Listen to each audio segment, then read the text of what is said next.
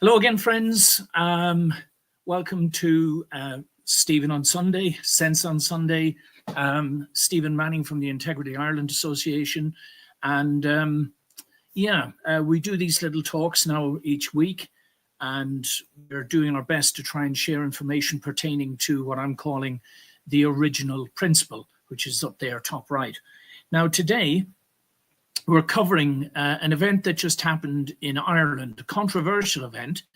And I want to convey to anybody out there who may have been getting information about what was happening, that this was an Irish cultural event, which is sprung up, you might say, out of the concerns and frustrations by many ordinary, decent Irish people that the national Irish culture is being sorely, if not irreparably, damaged by immigration policies. And I want to make it clear from the very start, there's nothing racist about this whatsoever. It's common sense. You cannot import more people into a village or a town that already exists there and not expect it to change the culture. And of course, people who are indigenous to any given nation dearly love their own cultures, and in many cases their culture's worth protecting, preserving, celebrating. So today, and you can see the title, the Mise Eire Festival, Culture versus Crackpots, sort of rhetorical question, we'll see, the truth and the lies, who should we be listening to? Now, I'm going to start today, guys, by repeating one of the slides from last week, and this is one of my original principle slides, and it's to do with the nature of human evil. I'll bring this up a little larger for you. Oh, by the way, I've got my Irish culture tie on tonight, okay? All written in Gaelic with little old Irish symbols on it and everything, which somewhat ironically I have found in a secondhand shop in the UK. And it was pretty expensive. I then later saw a Supreme Court judge actually wearing it when giving one of his rulings. Not my tie, of course, because I'm not that chummy with them, as most of you would know, but as the same identical copy of the same tie. But anyway, let's keep it nice and sensible. So I'm going to bring this up, guys, in case, even if you saw this last week, I'm just going to skip over this a little bit briefly, because the following information, I want us to consider this in context of what we're looking at. Now, for those that don't know what the original principle is, one good place to start is to either read the Crisis, Cull or Coup book, which we published a couple of years ago, or if you go to Instagram, under my name, I assume, I think anyway, there's a few slides up there already, which I intend to build on, but there's a few slides that will bring this concept to light. And it's very simple, the idea that there was an original plan for humanity, which of course we've strayed very far from, which is why we have so much that's wrong with the world at the moment. Not just what's wrong, but definitive human evil. And it's a unique human trait, friends. It's not, the animals and nature cannot express evil the way that humans can. And put it very simply, it's not supposed to be there. It's not supposed to be in our lives. One can argue, well, the whole of human history seems to be rooted in this, abuse of the power and control of the people in charge, which have invariably been masculine entities. And that's very much true. But just because we've gotten used to it, just because it's always been there, doesn't mean we should continue to put up with it. But before we can effectively deal with it, we have to understand what precisely it is, why it's here, and if there is any way of getting rid of it and getting rid of all of the problems that come with it, such as greed, excesses of power, war, violence, poverty, abuse of the feminine, and so on and so forth, okay? So just very briefly here, this is one of the slides from my various presentations within which I try to categorize human evil. And the three main categories that coincide, if you look over on the right there, with concept, plans, and actions. The concept originally, in the top right there, the white, would be the connection with the soul or the spirit, morality, the connection with God. And if that connection is there, then invariably the plans and the actions would be good. But in this case here, we're talking about evil, okay? So the first type is initiative evil. This is evil that is initiated consciously by people, individual people, knowingly, actively, deliberately. It's pre-planned evil for profit or reward and or for perverse personal satisfaction. The people who initiate evil like this, in psychological terms, we'd call them sociopaths or psychopaths, all right? And that's another discussion for another day, all right? The second grouping now. So the first group, the initiators, right? These are people, if it's an individual, it could just be some wicked person who goes out and murders people or something of that nature. It could be, and it usually is more often, because those types of people tend to get caught. It's more often the leaders of big corporations. This is clinically proven now that the highest percentage of sociopaths and psychopaths tend to get drawn to being the CEOs of international corporations and into the legal profession. That's the top two categories. Interestingly, that's where we get most of our judges, isn't it? Yeah. It all starts to make sense once you understand it, guys.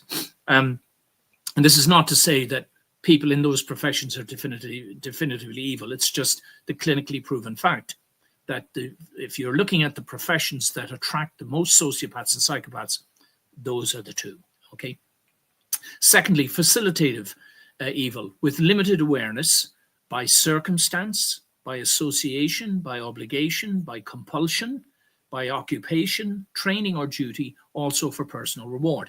Now in this category, which aligns up over on the right-hand side there with plans, this is the administrative category. So you could ask yourself, well, who do I work for? Do I work for, let's say, for example, Pfizer? And even though I'm not the boss, who might very well be an initiator of gross and terrible evil, even though I'm only working there and I'm only following orders, I'm just doing my job, am I in fact facilitating evil by simply being in this job? We made the comment earlier in the week about policemen in England who were attacking protesters, and unfairly and unjustly, using a lot of violence, things like that. We've had the same thing in Ireland. I'd be asking those individual police women and men to ask themselves, by just following orders, are you guilty of facilitative evil? And then finally, the blind man there, unwitting evil, again, by circumstance, association, fear, obligation, compulsion, conditioning, or ignorance, with or without personal reward. So the middle grouping, the facilitative evildoers, if you like, usually are getting paid to do it in one form or another, are being rewarded, yeah? And that often is the justification that most people make. Oh, I was just doing my job. As I like to say, I was just driving the train to Auschwitz. But finally, we have people, and possibly the great bulk of the population, who just go along to get along, who follow orders, who, don't check or challenge the system. And truly, in many cases, it's through ignorance that we are unwitting conveyors of evil. But we need to wake up to this. And again, I'm sorry if it's a bit confusing for those of you who haven't heard my other presentations, but I've got plenty of materials out there now about the nature of evil. And maybe I'll do that again another evening. So here at the bottom here, evil is always instigated via human agency. Now, this doesn't matter whether you believe in devils, fairies, goblins, dark forces, psychological constraints, whatever. Evil, in the definition of an attack on the original principle, is always instigated via human agency. Even if you believe the devil made me do it, he still makes you do it. You do this stuff yourself, okay? And it always harms other humans. Now these are the facts of what evil is, all right? So the fact that a human is harmed does not necessarily mean that evil has been visited on them. It could be accidental, But you can be sure that if you're engaged in any one of these three types of evil doing, unwitting or otherwise, that you are causing harm to other people. That's one of the outcomes, the evil outcomes of this, the action, which represents the masculine part, okay? And if the concept is not good in the first place, so if the concept is not good, the plans and the actions consequently cannot be good. It's just not possible, okay? The concept has to be good. So if the concept is based in wickedness, then the outcome cannot possibly be good. We'll see that in a moment before we move on to the Misha Eire thing, yeah, so I think that sums that up. Freeze it if you want, guys. I'll just pull it up even larger for you for a second. Freeze it if you wish and come back to it and examine that. And we'll now go to the next slide, which is the only sort of current affairs global issue worth dealing with, but it fits in neatly with what we've just been talking about.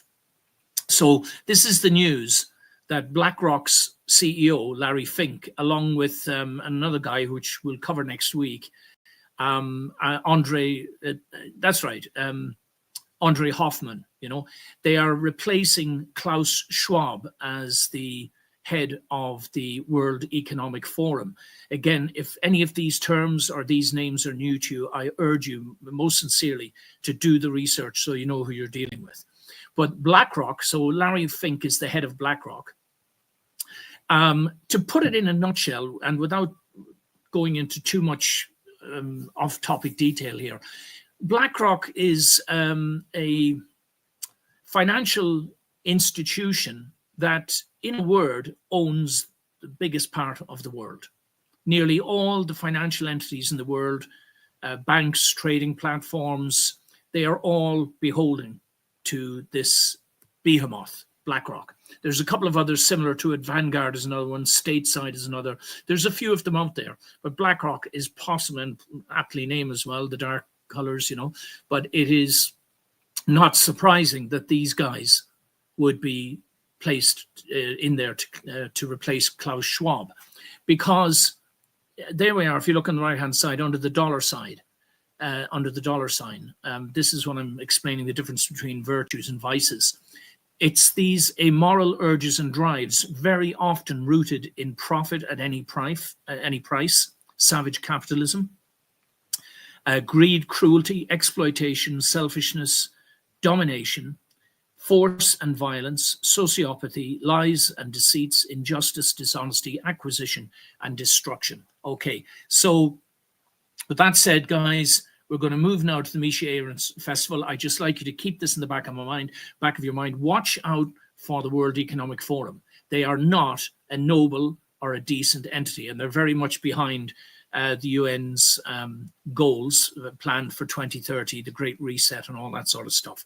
Watch out, guys. BlackRock and, they were probably joined at the hip beforehand anyway, but the combination of BlackRock managers and the World Economic Forum is only going to drive it in one direction, my friends. And it's not good for the decent, ordinary people out there. So, next slide. Mainstream media news reports of the Mise Eire Festival, which, we'll come to it in a moment. Okay, let's just say it was scheduled and planned to go ahead yesterday. But I just want to cover this as objectively as I can, all right? All of a sudden, the news was awash. Now, it had already been cancelled once, my friends. I think you knew about that. It was due to go ahead in a place called Drumshambo. And there were strident efforts to get it shut down. Nobody can really say exactly why, other than claiming it was going to be a far-right conjunction of very nasty people, fascists and all the rest of it. And therefore it had to be shut down desperately. But we're going to look at a couple of the personalities behind those efforts in a moment. But shamefully, a number of prominent Irish musicians actually signed a document, we believe. They may have been slightly misled, maybe not, but they signed a document to get the original venue shut down. Now, the organizers are a couple of colleagues. I call them colleagues, friends of mine, Steve Kerr and his partner, Suzanne Delaney, who run the Irish Inquiry. Thoroughly decent people. That's my opinion. If my opinion means anything, if anybody values my opinion, I'm standing by that opinion. Absolutely decent people, driven by the right motives, and desperately in a morass of unprincipled and unethical and vicious attacks, doing their best to maintain their dignity and their integrity and their decency. And I believe they should be congratulated for that. But let's see what the newspaper said here. So the Limerick Leader says, inside Mayo's Mise Eire Festival, conspiracy, music, and an uncomfortable atmosphere. Now, the way that's written would have you thinking that they're actually there on location inside the venue and they're reporting firsthand, wouldn't they?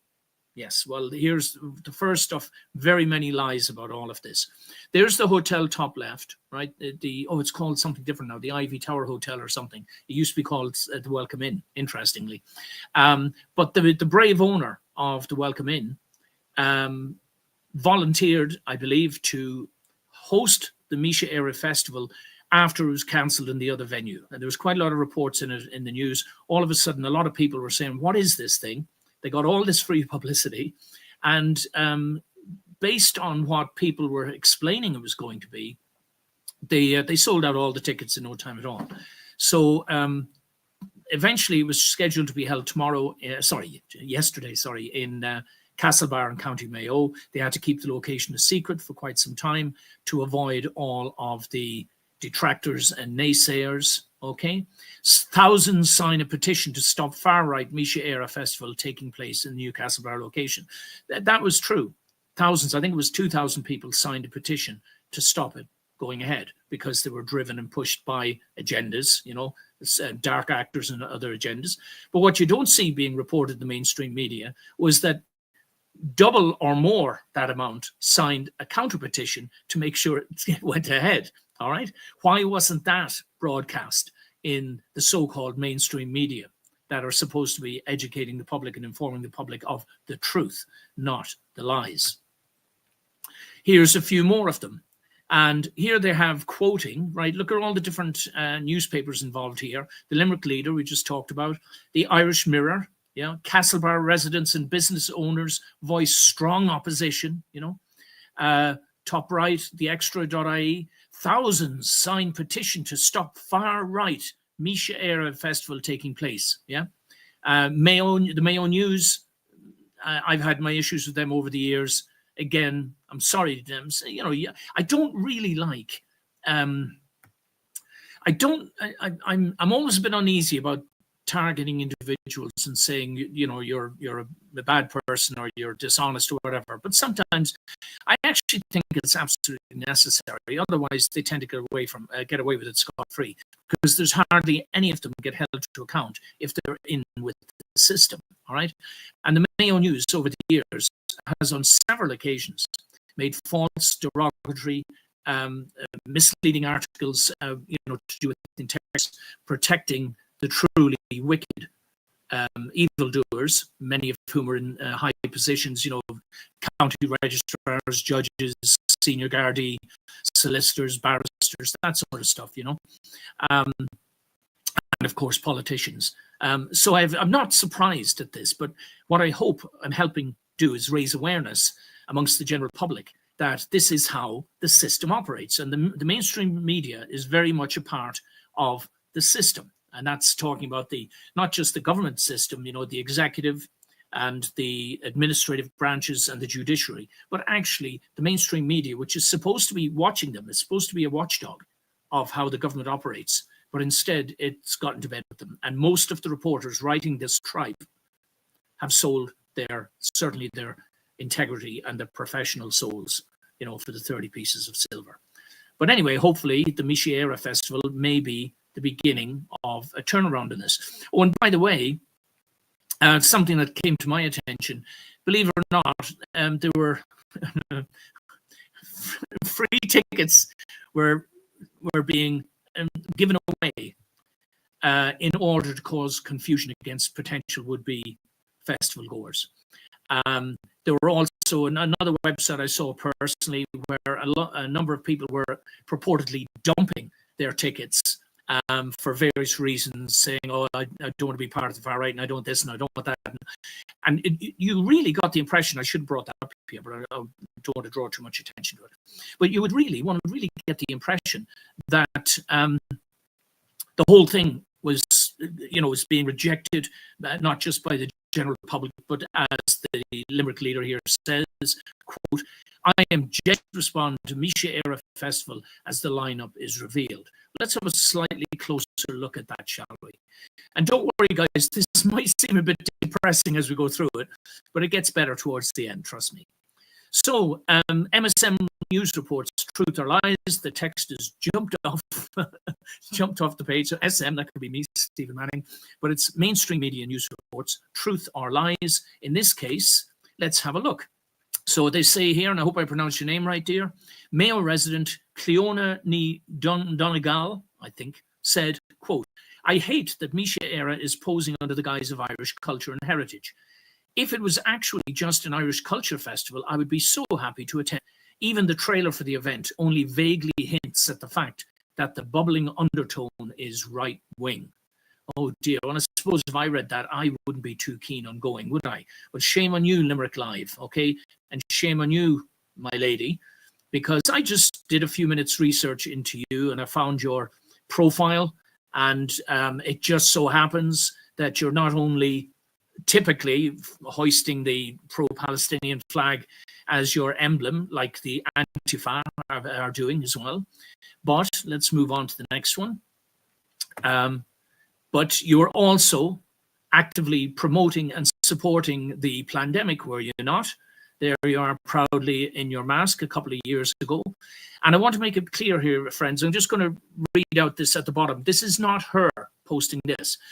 This woman actually was sponsoring or helping promote or funding a sponsorship of Gavi, you know, the vaccine, the Global Alliance for Vaccines and Immunization, GAVI, who's promoted by who? Bill Gates, okay? So this Gates-sponsored Vaccine Alliance thing is a registered charity, right? I think in Finland or somewhere like that, maybe Holland or Finland, right?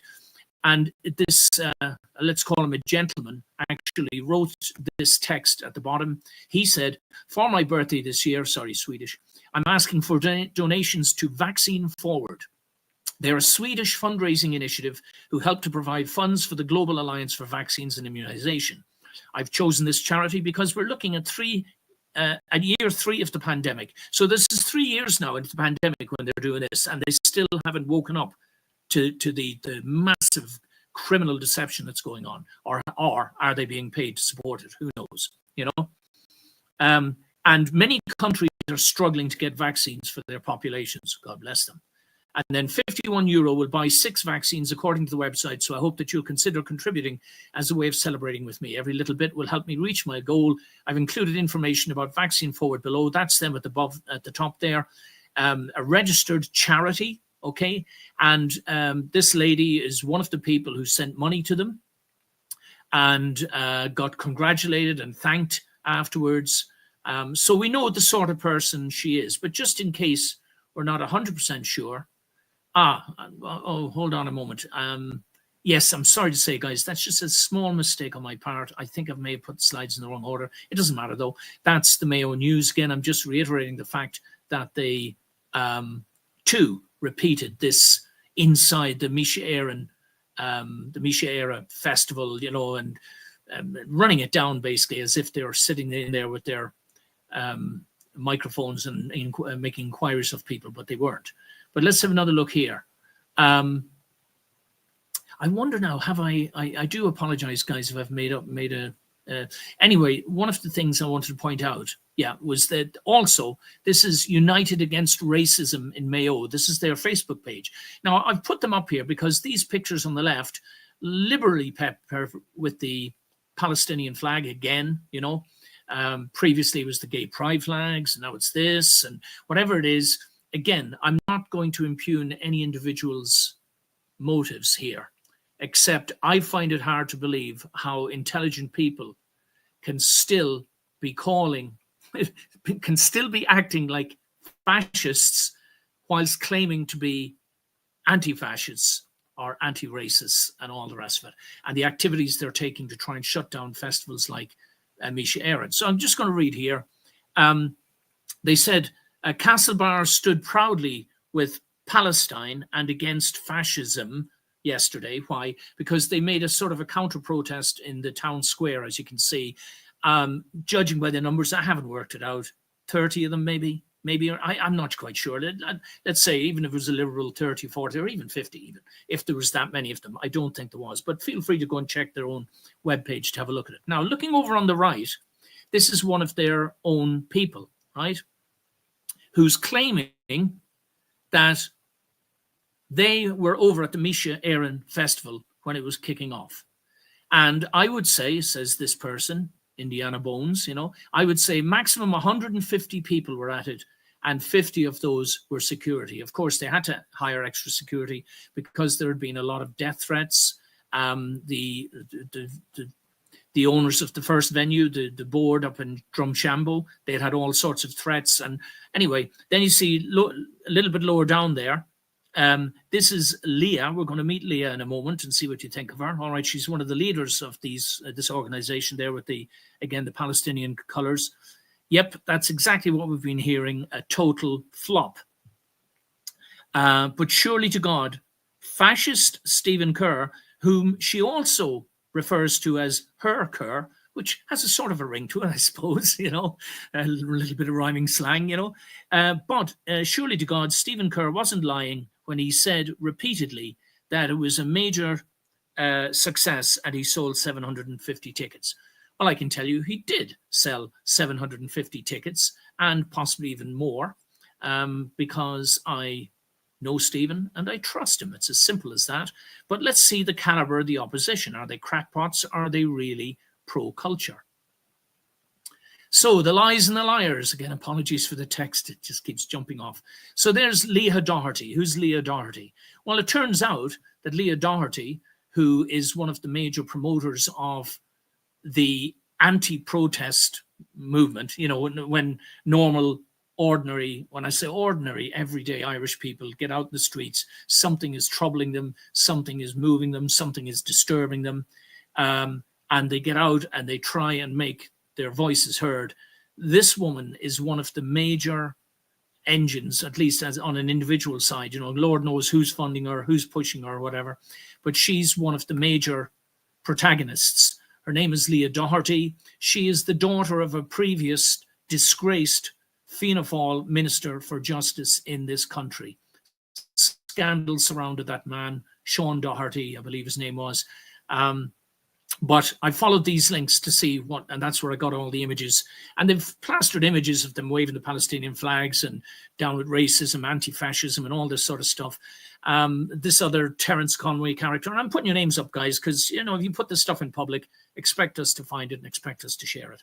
I've got no problem with anybody exposing me, so to speak, and sharing what I say because I stand 100% behind what I do say. I've researched it carefully. It comes from a place of kindness and goodness and unity. It doesn't always come across that way because I have to sometimes do stuff like this.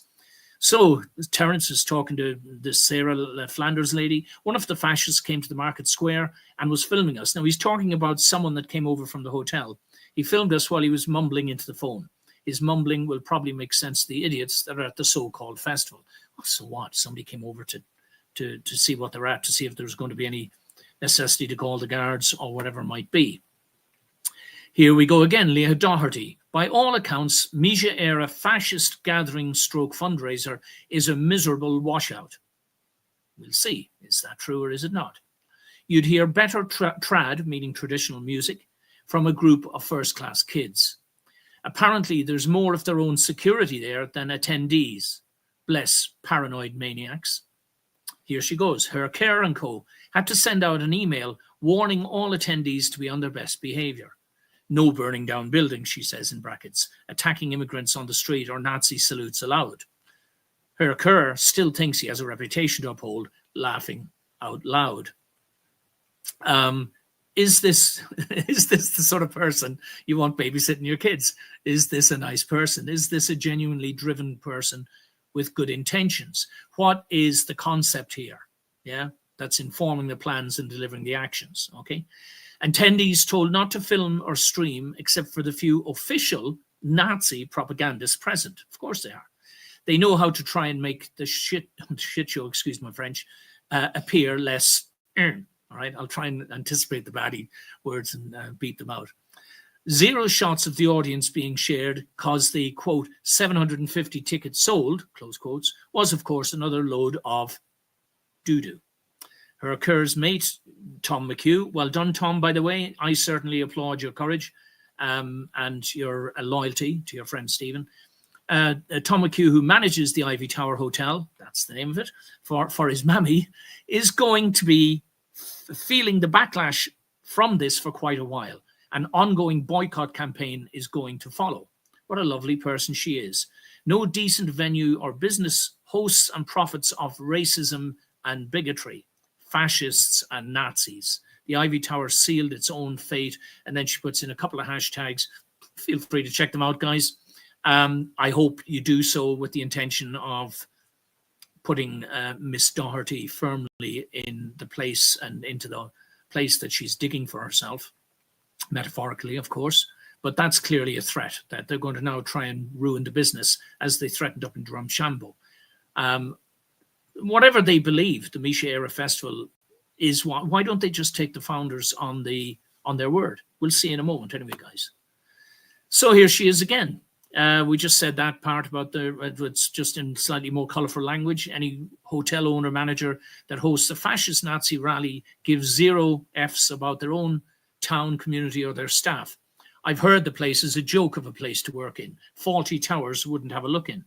Well, I used to go there myself on occasion for different, sometimes soccer referee venues. Sometimes we stayed overnight, you know, had a couple of political things there. I always found them to be gracious, graceful. It's not the Ritz-Carlton, but it is clean, tidy, well-managed, serves good food. As far as I'm concerned, this again is just nastiness at work. And then this Bernie Quinn responds, we've been doing our best at shutting them down over the last 5 and 6 years, and we've been pretty successful. Now they're talking about people they see as fascists, which would include groups that are trying to promote the Irish culture now and so on, as you'll see in a minute. Only places we haven't managed to shut them down is in places where they have mates, sympathizers, or just greedy Fs who don't give a S. Lovely people, aren't they? Such lovely ladies. You really are inspiring me, guys. Maybe you'll come and join your group as well. Let's see how we're doing for...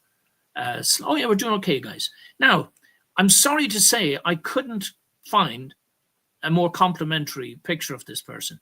I found one that's even less complimentary, which you'll see in a minute. But you're going to see here, as they play a 6-second reel. Okay. I'll read the text first. The Irish police are reportedly refusing to charge Leah Doherty, a far-left Antifa activist, after throwing coke mixed with curry powder and coffee, by the way, into the face and eyes of an Irish activist known as Gran Torino. Leah has powerful friends, being the daughter of a past Irish Justice Minister, Sean Doherty. As in the UK, it depends on who you are to determine whether you can seek justice. Well, I'll show you the clip now, guys. The good news is she did, she did get called up on it, did eventually get prosecuted, but it was, a token prosecution. We'll see why. But anyway, I'm just going to play this 6 seconds. It's only 6 seconds, so watch closely. The two people involved, I've got their names in a second. We'll come to their names in a second. But anyway, a.k.a. Gran Torino, and aka the Irish Patriot, these two men who are active in, let's just call it pro-Irish and pro-justice activities. Okay, so let's pull her up here now. Yeah, here we go. Let's see if it... I have no problem saying that. There's nothing. Lovely, isn't she? Lovely lady. Maybe 26 seconds. Maybe we'll see it again, guys. Just one more time. So they're having a meeting. They're in a public location. They were just talking to each other, as you can see. Someone was filming it. And she marches out. This is a common assault. There's no doubt about it. It's a common assault. Now, bear in mind, friends, again, bear in mind, right, that I was jailed twice for alleged public order offenses. All right. One, the allegation was that I urged a crowd to lambast a judge to the point where he ran away from his court. It wasn't true. We had video of it. It simply wasn't true. The second time was that I attempted to punch a court service manager, a corrupt court service manager, I might add, highly corrupt, who was later removed from his job, not because it was because he was too embarrassing to them. We kept coming after him, again, we had video to show it never happened. But I was given 3-month jail sentences for not even touching someone, right? For alleged public order disputes. Let's see what happens to her. We'll just watch it one more time up in the top. Pretty much like what had happened back in the day, and I'm no problem saying that. There's nothing. Lovely person, yeah? All right. This, my friends, yeah, so let me just remove it now. This, my friends, those of you in the Mayo anti-fascist, anti-racist, call it what you like, brigade, that you've just seen is fascist behavior by Miss Doherty. It's fascist behavior. I had the definition. I think that's what I missed out of that previous slide. There was a definition to go up there. That fascism is the brutal and usually state-sponsored attempt to suppress any ideology or any open or free speech that counters the official state-sponsored agenda, the narrative. Okay, so you tell me who is the fascist. Now, let's see. We're going to go back to the slides again. I think we have to go to the next slide to first. Ah, yes, there's the same thing you just saw. There's the names of the lads there. So Leah Doherty initiates an uninvited exchange with Rowan Croft, who's known as Gran Torino, and Niall McConnell, who's known as the Irish Patriot. We're following them online, guys. Go in and check on them. Sort of dynamic people who've got a keen sense of what's going on, and they're doing their best to speak up for the general public. So now there's one more audio clip. Now I'm going to do this officially, guys. I'm giving you an official warning, all right? It's a 30-odd second audio clip of this woman, Leah Doherty, speaking to somebody about Antifa. Now, if you're sensitive and you don't like expletives, just turn down the volume for the next 30 seconds. I'm going to let people hear this. I just want you to get an idea and a notion of the character of the person who's attacking my friends and colleagues, Steve and Suzanne, and their friends, and the manager of a hotel who's been brave enough to host a good and a decent Irish festival. Okay, so we're going to see now. Okay, here she comes. All right, just listen. And they're not just fucking writing a stupid fucking blog once a week. Well, there's a space for people writing as well. Not liars! Are you fucking stupid? What lies did they tell? Look at Ireland Against Fascism fucking page. They're pinned tweets. Look at the people who liked it. Look at what they're saying. They're saying fucking multiple lies about me and about my fucking other half. Are you fucking stupid? Well, right. Now, I'm not going to replay that, guys. Again, I'm making a point. Look, if you're going to get on the national platform, you're the daughter of, I'm sorry, Danny, I've got you in the picture here. The daughter of, sorry, Danny, you can wave if you like, just quickly. Yeah. All right, Danny. Hi, everyone. There's Danny again, being a good boy, waiting for his dinner, very politely while I do my video. The point I'm trying to make, my friends, is that if you're going to project yourself onto the national stage, you're the daughter of a previous Minister for Justice, you're going to get attention, right? And you need to learn to behave yourself in a manner that parallels your public persona. Otherwise, I mean, quite frankly, it wouldn't matter to me if she 100% agreed with, let's say, every philosophical or political or cultural position that I might hold. I would not have anything to do with a person like that if they act like that in public. I'd have to say to them, I'm sorry. I've had to do it actually to a couple of, let's call them associates, previous associates, who could not control themselves and who would get completely, in my opinion, go completely over the top, it'd be a danger to themselves and to others, attacking people viciously. And I basically had to say to them, look, in as much as you're associating with me personally and want to broadcast that association, or in as much you're associating with the Integrity Ireland Association, you've got to stop this behavior. I actually put a clause in the Integrity Ireland rules and regulations of membership, actually, that if people acted this way, they were automatically cancelling their membership. There'd be no procedures, investigations, or appeals or anything. You behave like that, you're done. You're automatically, you discount, you actually remove yourself from our database. Anyway, that's the point I'm making, guys. How many people are holding this woman up as some sort of some sort of a... Now, believe it or not, I told you there was a less flattering photograph of her, but I'm just making a point again, guys. There was another festival which was called the Sustainability Festival, which was planned. Now, I don't know much about this, guys, but all I can tell you is a very similar look, a cultural festival about sustainability, facing into all of these food controls and things that the government are trying to initiate, okay? And again, Miss Doherty, that's her center bottom there. Well, they're all three pictures of her. That apparently is her. Now, I've taken out a couple of the comments made by there, but this person said, excellent work exposing the conspiracists named here and familiar to anyone who follows these things. Behind this apparently innocent event, we don't need a hate fest, okay? So she was instrumental in attacking another festival, that was a grassroots sort of festival.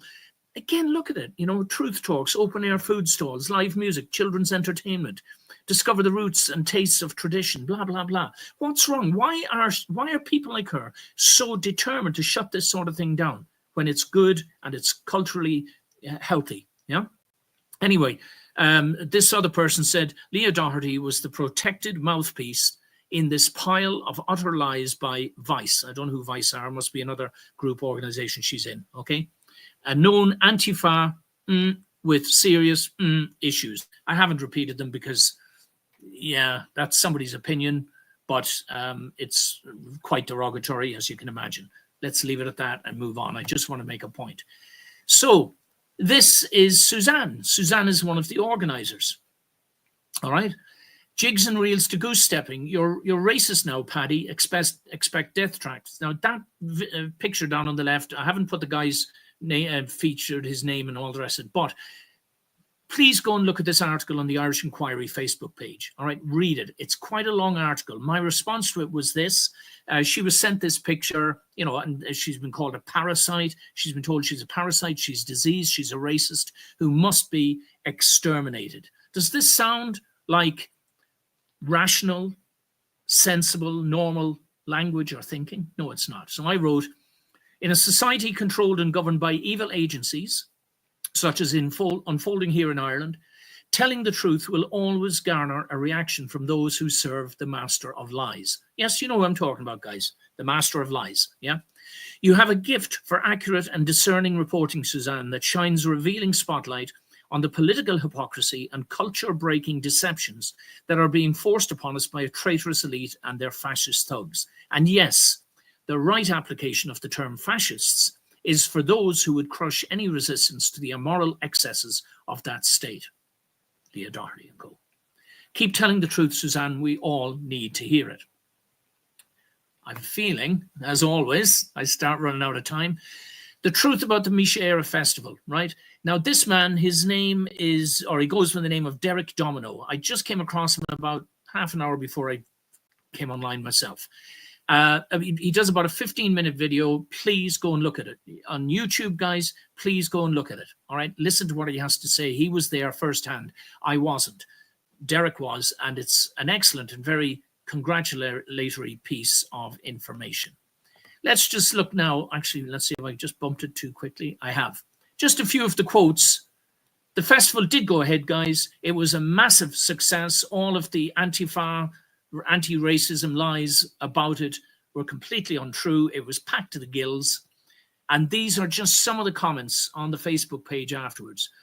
Huge congratulations, Stephen and Suzanne and everyone else involved. Plenty of scope for a 2-day festival. So much choice, so little time.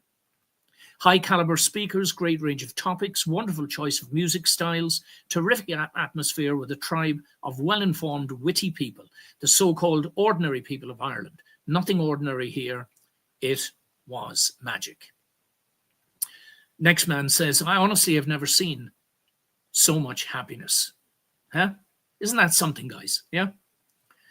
There must have been nearly 1,000 people there for the first lecture on the legacy of Misha Eire, and you could hear a pin drop while the 3 speakers spoke. Beauty and joy was abundant. The energy levels were off the scale. Now, I'm not going to read them all, guys, in case I do run out of time. Loved every second. Please check out the Facebook page, the Irish Inquiry, Misha Eire, and just look what people had said, you know. Now, this just goes to prove that and the next page you can be, oh, sorry, I jumped it again too quick. Here in the middle, absolutely one of the best days of my life. Roll on the next one, and hope to God there will be one next year, and hope to God it'll get bigger and better, and this will be a source for all Irish people who feel disenfranchised, who feel isolated and alienated, not to be right-wing racist, but to celebrate the Irish culture and actually have as many people of colour that are here, to come and enjoy it with us, recognizing and respecting that there is something unique that deserves to be respected, Again, I'll let you read these for yourself, guys, because it just hits the nail on the head. And it proves that when Stephen and Suzanne said at the beginning that they were there to create a beautiful atmosphere, friendly, music, the crack, poetry telling. There was a woman weaving old-fashioned, what do you call it, spinning wheel or something, and there was a talk on the Brehon laws. John Waters was there, another colleague of mine, a very erudite scholar and a journalist, and another brave one who's been sidelined and cancelled, like so many of us, So, the comments are just wonderful. They're absolutely delightful. They're inspiring. And I hope there's enough here to convince Stephen and Suzanne that, this is a mission now. This is a mission, so much can be done with this. So much, yeah. Then again, just a little bit of comedy here. But anyway, at the top, it was truly wholesome, like coming home in a way and meeting our clan, yeah, in the Irish spelling there, A great, friendly atmosphere, met folks from different parts of Ireland and beyond. Good music, really interesting talks and workshops, a wonderful celebration. We need more of this. And then thanking the hotel and their hard work. And then one of the commenters at least had was a bit of a comedian, it's Niall Ward here. He said, I thought Hitler was headlining. And that's what you'd believe, isn't it? That is what you'd believe that's the mainstream media. 1,000-sign petition to stop far-right Mise Eire Festival taking place in the new Castlebar location. And you'd believe it. I mean, just reading the mainstream media accounts, it's because the concept is perverse, guys. They start off with the ambition to lie and deceive and destroy something that is going against the true fascist state agenda. And again, over there, guys, and me and my symbolism and the colors, right? The anti-fascist action logo. Listen, if I were creating a satanic logo, I couldn't have done a better version of it myself. The black represents the satanic impulse. The red is the masculine misuse of power and violence and aggression and all of that sort of stuff. All right. You couldn't, honestly, it's satanic symbolism. Don't forget, most of this symbolism, and again, I know some of you understand that they've followed the symbolism. Most of this symbolism is subliminal. All right. I'm not talking about, properly designed logos and everything. It's the subliminal symbolism. Much of it is in historical record. Much of it is in ancient folklore and mythologies and scripture and things like that. It's all in there. It's been chosen without people really, does it have anything to do with the covers of the tabernacle? Or why did you choose red and black? Has it anything to do with the satanic Cain mindset, that happened after the fall, and so on and so forth? There's a lot to this, guys, and I'll keep pushing this because it's in symbolic form as well as in tangible, real form, as well as in philosophical form. The original principle is the answer out of all of these conflicts and these terrible war, the Russia-Ukraine war, the Israeli-Hamas conflict, all of it I'm not saying there's an easy answer, but there's the beginnings of a rational answer once you understand the original principle properly. And you can start, then you look at things from a different shaped lens than just my subjective point of view or my cultural point of view or my nation's political point of view. All right, all of these things start to make more sense because ultimately humanity is an entity that is beyond politics. It's beyond culture. I'm not saying these things aren't part of the human experience. What I'm saying is that there is a collective human possibility that would bring us to a point where culture and politics and indoctrination or education and upbringing and all this sort of stuff would fall neatly in a cascading sort of, not so much a pyramid, but in context, what would be most important would be that we were all true humans, true sovereign beings, functioning spirit, mind, and body, concept, plan, and action, deity, feminine, and masculine in that order. All right. And if, for example, the warmongers, let's say in America, or let's say even in Israel, or even in the jihadis, the Muslim Brotherhood and so on, if the warmongers amongst them were being directed and governed by godly feminine impulses, they'd be far less likely to be resorting to violence to achieve often second or third rate goals, which come way behind the notion of a collective humanity, working together in harmony for the greater good of all, But anyway, Sunday, so I put in a little bit of the sermon here. So I hope now that the truth has been shown, that my friends and Stephen and Suzanne and their friends and colleagues and all the people who went to help set up the Mise Eire Festival were absolutely telling the truth from the get-go. This was an innocent, in contrast, for example, to these Antifa and anti-fascism and anti-racism attacks against them. They are not racists. I know them both personally. They just have a strong love for their country and a strong and quite admirable and appropriate disgust with the government that's treating the Irish people like fools and chattels, and omadons. And those who are Irish know what these words mean, the omadons, fools, all right? So let's see now. We've got a few minutes left, guys. So there we are. This, again, it's a repeat slide from before, but it's pointing out that the Irish Inquiry, according to Google, is a media organization dedicated to promoting ethical discussions and transparency on critical issues affecting society. And their own overview, the Irish Inquiry is described as an ethical, peaceful, and trustworthy media organization that is fully funded, owned, and managed by the public. I wonder what the problem might be here, just like the Misha Eire Festival. That it is being organized at the grassroots by the public. They didn't ask for permission from the state. They don't want it. They didn't ask for funding from the state. They don't want it. This is the Irish people doing what they want in their country, with or without the so-called government's position. And again, guys, I'm always talking about this. We don't need governments. We just need our own moral authority and the power and the space to share it. In goodness and kindness, okay?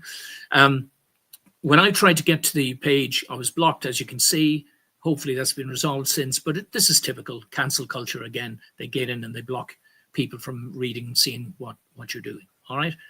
Now, I believe we're actually down to the second last slide. Who to listen to? Well, apart from Dominic Domino that I referred to just a few minutes ago, because that's a really good summary of someone who was there and of what he took away from the festival. He speaks about it so highly. I'm genuinely sorry that I couldn't be there myself. I had another important project to deal with. I just couldn't be there. I was so sorry. I would love to have been. But here now is in the center left here is Barry from Ireland First Forever. He's one of the, from Wake Up Ireland, okay.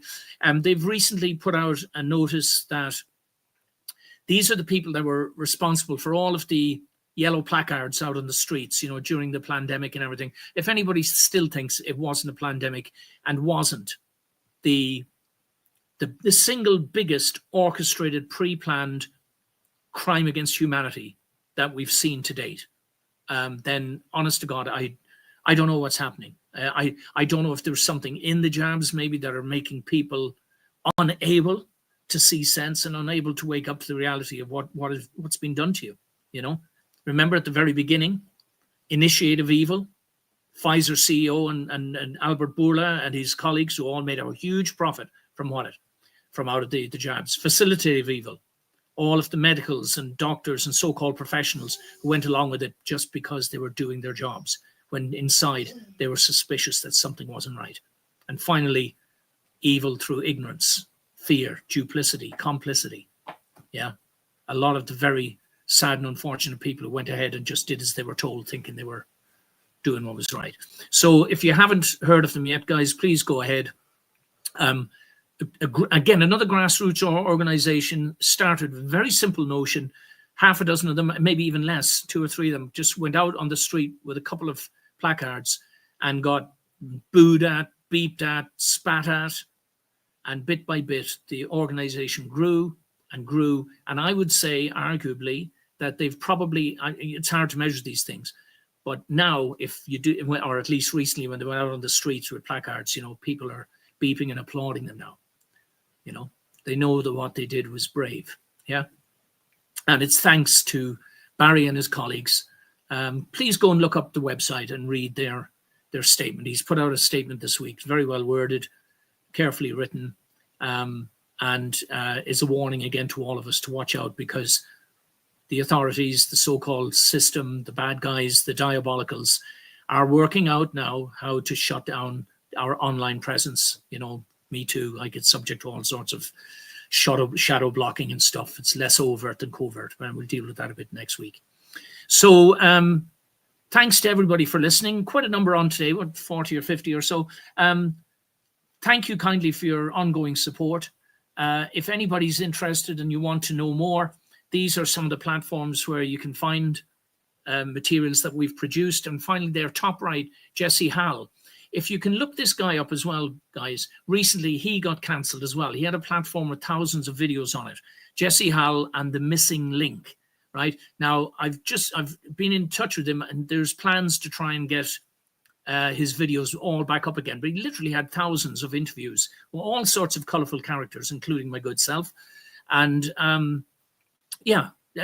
people like Jesse need to hear, so if you can find him online, even if it's just send a short message, Stephen was talking about you. We applaud your good work, and don't let the so-and-sos beat you. They came after him with lawsuits and everything, and the police telling lies in court that they'd served him, and he was able to prove that he wasn't even around at the time and all the rest of it. So they're weaponizing the law to come after him and to shut down his platforms. I'm encouraging you now, Jesse, get back up online, guys, or do what you can, Jesse. I'll be with you 100%. God bless everyone. Thanks again for all the kind words and the support, and everybody who's made comments. I'll look at the comments on Facebook and YouTube later. There's Paula Murray Hunter says, thanks, Stephen. Thank you, Paula, and thank you, all of my friends, Jelly Belly, whoever you are. I hope you're not referring to me. I've lost 5 kilos lately. I'm on a bit of a fitness thing now. Trying to make sure that I'm in the best condition to continue the mission. God bless everyone. I'm about to, and yourself, Sean, cheers to you as well. God bless everyone, and we shall see you again next week, if not before.